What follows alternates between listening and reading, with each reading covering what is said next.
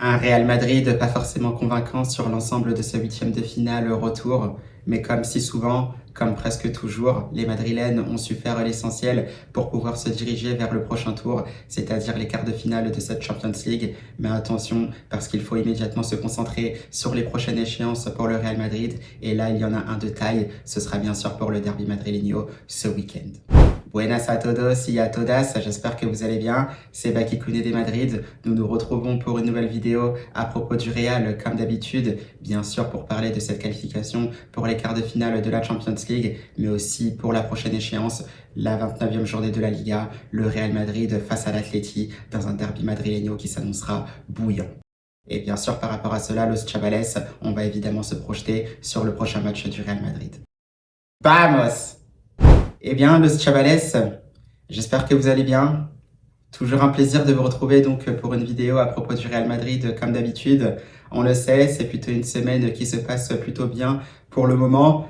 On passe aussi des derniers jours assez merveilleux sur l'ensemble de cette dernière semaine, notamment avec une option qui avait été prise face à Manchester City avant ce huitième de finale au retour. Une victoire à l'aller, 3-0 évidemment. Et les Madrilènes ont su confirmer bien sûr du côté de l'Etihad Stadium ce mardi, bien sûr avec une nouvelle victoire 2-1 grâce à un doublé de Vinicius Junior permettant au Real Madrid de rejoindre une nouvelle fois les quarts de finale de cette Champions League. Donc voilà, ça c'est une bonne nouvelle qui fait essentiellement plaisir parce qu'on le sait, il y a encore quelques jours, on ne voyait pas forcément le Real Madrid passer ce tour-là, voire même peut-être se faire humilier par cette équipe de City. Finalement, ça a été totalement l'inverse. On le sait, on a cesse de le répéter, il ne faut absolument pas sous-estimer le Real Madrid qui est le roi de cette compétition et une fois de plus les Madrilènes ont su faire ce qu'il fallait pour retourner quasiment toutes les vestes sur ce tour-là et se retrouver en quart de finale de la Champions League.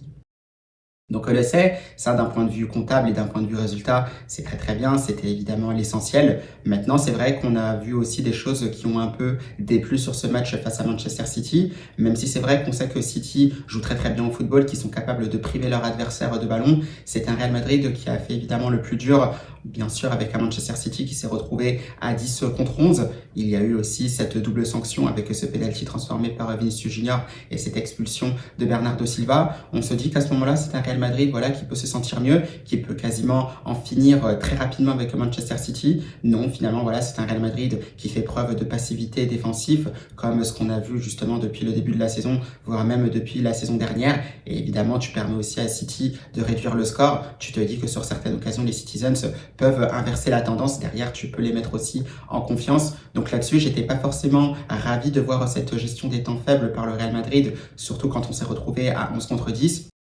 Sachant que même si Vinicius Junior parvient même à marquer un doublé, qu'il devient, je crois aussi, le meilleur joueur, du moins le plus décisif sur les confrontations directes, dans les phases à élimination directe en Champions League. Voilà, pour ma part, ce n'était pas forcément suffisant parce que c'est un Vinicius Junior qui a beaucoup trop raté justement dans ce match face à Manchester City avant que le Real Madrid ne cloue le spectacle totalement. Voilà, ça j'étais un peu déçu sur ce manque de rigueur de la part du Real Madrid, aussi bien offensivement que défensivement, parce qu'il y a aussi cette occasion de Valverde dès les premières minutes de ce match-là qui aurait pu déjà clôturer le spectacle. Et bien sûr, on a laissé espérer cette équipe de Manchester City et ça, pour ma part, ce n'était pas forcément plaisant. Après, voilà, c'est un Real Madrid, sinon, qui aura su rester solide, je pense, de par ses gardiens de but, parce que pour ma part, si c'est vrai que la défense, par moment, n'était pas forcément concentrée, heureusement que Thibaut Courtois était là, juste avant de se blesser. On y reviendra après aussi sur le cas du gardien belge. Bien sûr, Lounine, qui est un gardien fantastique, qui avait déjà assuré lorsque le Real Madrid a remporté la Ligue des Champions lors de la saison 2023-2024. On sait de quoi le gardien ukrainien est capable lorsque Courtois n'est pas là. Il avait déjà été très bon en Champions League face à l'Olympiakos, et ça, c'est tout aussi plaisant de voir le Real Madrid pouvoir compter sur deux gardiens de très haut niveau. Donc ça, bien sûr, les deux gardiens ont assuré parce que je pense que ça aurait pu être beaucoup plus compliqué pour le Real Madrid pour la suite de ce match-là. Donc l'essentiel, comme on disait, a été assuré. Tu as pu faire rentrer aussi d'autres joueurs, des joueurs qui revenaient de blessures, notamment comme Kylian Mbappé, qui aurait pu marquer, où il a montré aussi de belles choses. On y reviendra d'ailleurs pour la suite de cette saison pour le Real Madrid. Et voilà, c'est un Kylian Mbappé qui reprend aussi des sensations, pas forcément convaincu, pas forcément rassuré, parce que pour ma part, on sait toujours qu'il y a cette douleur au genou qui est vraiment très délicate à gérer, et ça là-dessus, il faudra faire extrêmement attention. Pour ma part, il n'avait pas forcément de nécessité à le faire jouer, tout en sachant qu'il y a aussi cette trêve internationale qui arrive. Il y a potentiellement cette possibilité de le faire reposer, à voir aussi ce que Didier Deschamps dira pour la liste des joueurs convoqués pour l'équipe de France pour cette trêve internationale. Bien sûr, cette vidéo est tournée, mais je la publierai évidemment qu'à 18h, donc vous verrez déjà ce que Deschamps aura dit par rapport à la convocation de Kylian Mbappé ou non en équipe de France. Mais toujours est-il que je l'aurais peut-être ménagé davantage pour ma part. Bon, le Real Madrid a voulu le faire participer à ce match-là, certainement en vue aussi du derby madrileño face à l'Atleti, dans lequel on se projettera dans quelques minutes.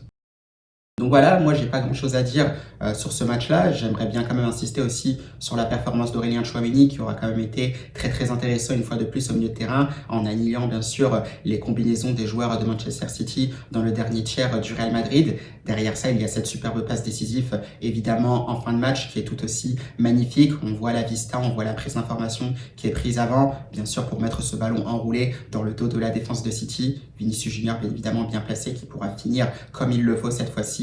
Bien sûr clôturant ce spectacle et surtout cette qualification définitive du Real Madrid pour les quarts de finale de la Champions League. Donc voilà, on a vu de belles choses. Maintenant, tu te diriges vers le prochain tour. C'est évidemment là qu'on revient bien sûr sur ce qu'il s'est passé sur tous les huitièmes de finale de la Champions League, parce qu'évidemment on a tous les qualifiés étant donné que les autres équipes ont joué ce mercredi, et on voit aussi que le Paris Saint-Germain a fait un carton plein face à Chelsea en se qualifiant assez tranquillement. Liverpool aura aussi disposé au match retour de Galatasaray. Le Real Madrid aura bien sûr réussi à passer le cap Manchester City. Pour le Bayern, c'était assez tranquille aussi face à l'Atalanta de Bergame, bien sûr avec un score cumulé de 10-1, toujours aussi impitoyable ces Bavarois. Derrière, tu retrouves le Barça qui aura su disposer de Newcastle, même si ça n'aura pas été forcément facile en début de match lors de ce match retour face aux Magpies. Derrière, l'Atleti aura su assurer face à Tottenham. Le Sporting Portugal, et là c'était peut-être aussi la surprise qui était menée 3-0 avant le coup d'envoi de ce match retour, aura réussi à passer une manita à cette merveilleuse équipe de Bodo Glimt qui aura réussi un très beau parcours. D'ailleurs, on félicite ce club pour ce qui aura été réalisé durant cette saison. On espère les revoir la saison prochaine. Et bien sûr, Arsenal qui aura assuré face au Bayer Leverkusen.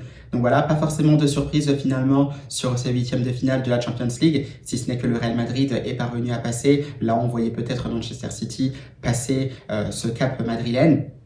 Et voilà, on se retrouve encore une fois avec de magnifiques quarts de finale, puisqu'on aura le Paris Saint-Germain face à Liverpool, le Real Madrid face au Bayern Munich, gros classico du football européen. Le Barça évidemment retrouvera l'Atlético de Madrid. On sait ce qu'il s'est passé aussi lors de la dernière demi-finale de la Copa del Rey. Un match bien sûr intéressant à suivre entre deux équipes qui se connaissent à la perfection. Et derrière le dernier quart de finale, peut-être ce qui paraît le plus déséquilibré, Arsenal face au Sporting Portugal, à voir ce qu'il se passera, parce qu'il peut y avoir encore de très belles surprises. Bien sûr, on sait déjà que ces quarts de finale auront lieu après la trêve internationale. Ça va arriver très vite, dans 3 semaines exactement.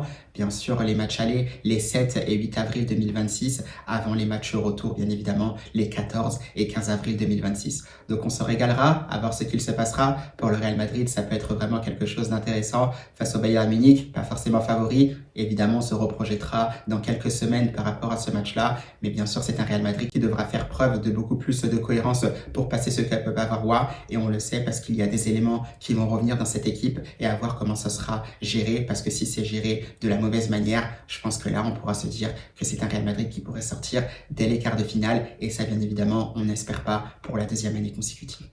Donc on verra ce qu'il se passera, on se reprojettera sur ces quarts de finale dans quelques semaines comme je vous le disais. On revient bien sûr à l'essentiel parce que ce sera la prochaine échéance du Real Madrid en Liga bien évidemment pour un derby madrileño en cette 29e journée de la Liga face aux Colchoneros. Real Madrid versus Atlético de Madrid. On le sait, match toujours compliqué face aux Colchoneros qui pose souvent des problèmes au Real Madrid. On a vu comment avait tourné ce dernier match en Liga. L'Atlético de Madrid qui avait disposé du Real 5-2. On le sait, il y a des choses à rattraper, même si c'est vrai que l'équipe du Real Madrid s'était imposée en demi-finale de la Supercopa d'Espagne, une compétition totalement différente. Bien évidemment, c'était l'un des derniers matchs de Xabi Alonso sous l'ère madrilène. Donc voilà, ça s'est plutôt bien passé quand même pour le Real. On le sait, c'est qui tout double face à cette équipe de l'Atlético de Madrid. On le sait, toujours en train de poser des problèmes à cette équipe du Real Madrid, parce qu'on le sait, chez les Rojiblancos, il y a toujours de la qualité, notamment offensivement. On a vu aussi cette arrivée d'Ademola Lookman durant cette trêve hivernale qui a vraiment apporté un plus à cette équipe de Diego Simeone, bien sûr en apportant beaucoup plus de vitesse, beaucoup plus de verticalité. Ça peut combiner évidemment avec Julian Alvarez qui se sent plutôt bien dernièrement. Voilà, il peut y avoir des joueurs aussi comme Sorloth qui peuvent poser des problèmes au Real Madrid. Griezmann aussi qui peut être dans l'entrejeu, toujours difficile à cadenasser, toujours difficile à gérer l'électron libre de l'Atleti. Donc on le sait, pas forcément évident. De l'autre côté, on a bien sûr Giovanni Simeone, le fils de Cholo, qui pose toujours des problèmes. Voilà, toujours généreux dans les efforts. Vraiment, c'est un joueur admirable, ce joueur-là. C'est vrai que j'aime beaucoup de par ce qu'il propose. Toujours voilà, en train d'attaquer à 100%, toujours en train de défendre à 100%. En plus, il y a souvent du vice qui peuvent perturber ses adversaires. Voilà, c'est un joueur vraiment admirable, très très intéressant, qui posera certainement des problèmes au Real Madrid. Ensuite, voilà, tu as évidemment au milieu de terrain où ils ne sont pas en reste, où tu peux retrouver des joueurs comme Koke, évidemment, Marcos Llorente, tu peux avoir du Johnny Cardoso, tu peux avoir, je crois, du Nico Gonzalez. Donc voilà, il y a des choses intéressantes côté Atleti. On le sait, ça reste aussi très très solidaire. On le sait, ça va être un peu difficile pour eux du côté du Bernabeu, mais on le sait avec ces problèmes défensifs que rencontre le Real Madrid, parce que c'est un Real Madrid qui encaisse souvent des buts à chaque match. Là, on le sait avec la qualité des joueurs de l'Atleti d'un point de vue offensif, on peut s'attendre à ce que l'Atlético de Madrid marque face au Real. Et là, attention, parce que ça peut être vite compliqué si on est mené par les Colchoneros. Ça, nous le savons que trop bien. Donc suite à ça, derrière, tu te retrouves aussi avec le Real Madrid. Alors on le sait, un Real Madrid qui compte 9 points d'avance actuellement sur l'Atleti. On le sait, ça reste compliqué pour les Colchoneros de revenir à hauteur du Real Madrid, même si on sait que l'Atleti doit s'imposer pour pas se voir faire doubler par Villarreal qui est juste derrière au classement. Mais on le sait, c'est un Real Madrid qui doit impérativement gagner parce qu'il y a 4 points d'écart par rapport au FC Barcelone. Et on le sait, on sait que le Barça joue aussi ce dimanche 22 mars même, le même jour que le Real Madrid et l'Atleti, sauf que ce sera quelques heures auparavant, mais ce sera une réception du Rayo Vallecano. On le sait, le Rayo qui est un peu en difficulté. Là, c'est un déplacement du côté du Camp Nou. Ça va être vraiment délicat effectivement pour le Rayo et je pense que c'est un Barça qui peut forcément s'imposer, qui est en confiance également, qui peut augmenter son écart, son avance par rapport au Real Madrid. Donc c'est clair et net, si le Real Madrid se loupe face à l'Atleti pour la suite de la saison, pour espérer remporter cette Liga, ça va être très très compliqué parce qu'après on arrive déjà à la 30e journée après la trêve et on le sait, il ne restera plus que 9 journées je crois, ou 8 puisque c'est que 38 journées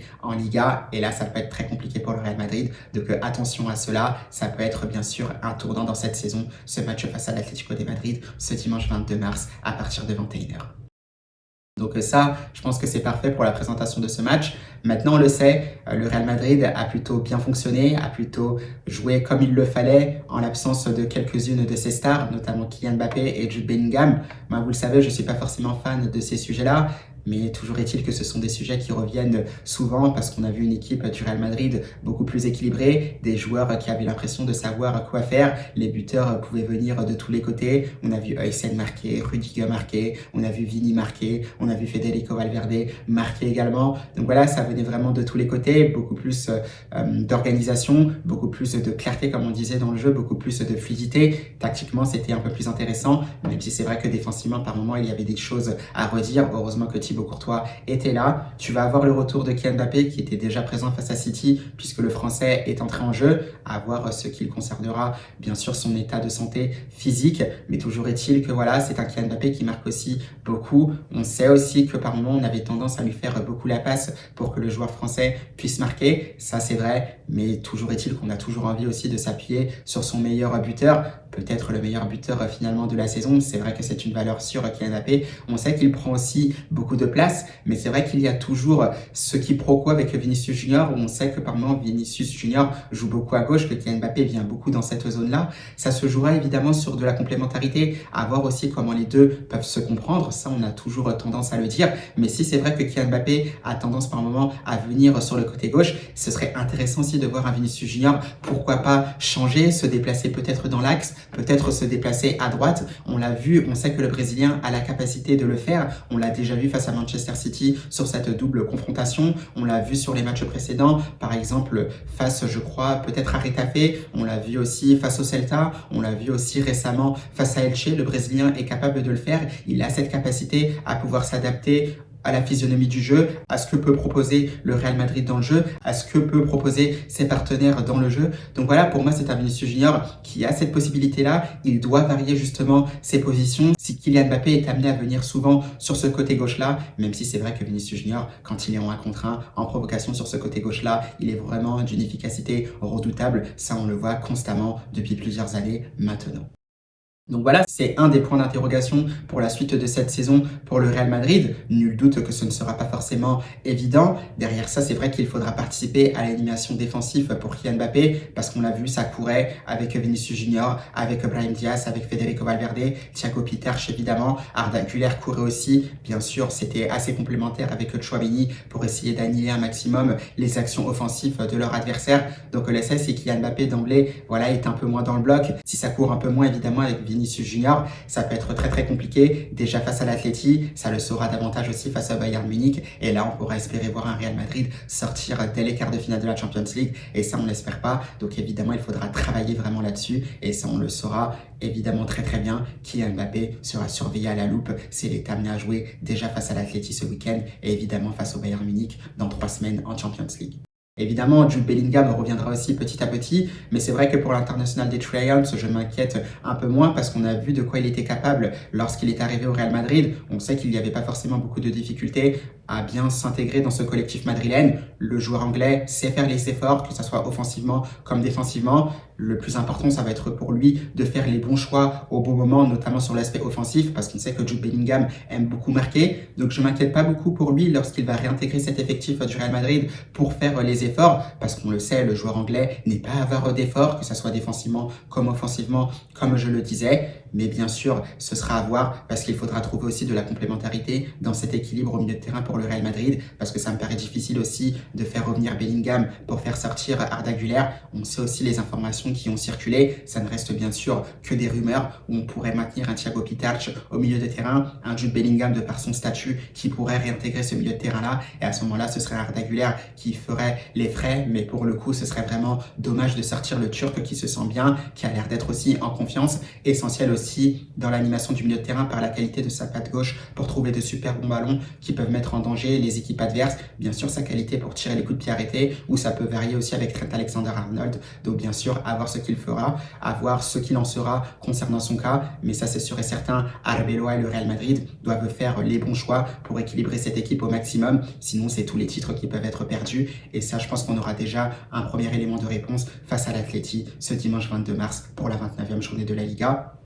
Et suite à ça, nous verrons bien ce qu'il se passera dans 3 semaines pour le quart de finale aller de la Champions League et ensuite le 14 ou bien sûr ou 15 avril pour le quart de finale retour de cette Champions League, toujours face aux Bavarois. Donc voilà, Los Chavales, c'était à peu près tout pour la présentation, que ce soit pour le débrief de cette qualification en quart de finale de la Champions League, bien évidemment pour se projeter sur la 29e journée de la Liga entre l'Atleti et le Real Madrid, match qui aura lieu bien sûr au Bernabéu. Évidemment, on aura Arbeloa en conférence de presse ce samedi. On aura hâte d'écouter aussi les mots du coach espagnol pour ce qu'il en sera concernant son effectif, à voir aussi ce qu'il en sera concernant Thibaut Courtois, qui a l'air d'être blessé aux adducteurs, de ce qu'il se dit notamment dans les quotidiens AS ou encore Marca, ce serait assez grave pour Thibaut Courtois, peut-être une déchirure de l'adducteur, à voir donc ce qu'il en sera. On attend bien sûr un communiqué de la part du Real Madrid. Donc voilà, on se donne rendez-vous samedi, Los Chavales, notamment pour cette conférence de presse d'Arbeloa, mais sinon évidemment, comme vous le savez, ce dimanche, bien sûr pour le dernier match avant la trêve internationale entre le Real Madrid et l'Atleti, en espérant nous imposer dans ce derby madrileño, sinon ce sera peut-être adieu au titre pour cette saison. Donc voilà, Los Chavales, on est jeudi au moment de cette vidéo, donc forcément c'est la fin de semaine. Qui dit fin de semaine, je vous souhaite évidemment un très bon week-end et surtout Los Chavales à la Madrid, in Adamas.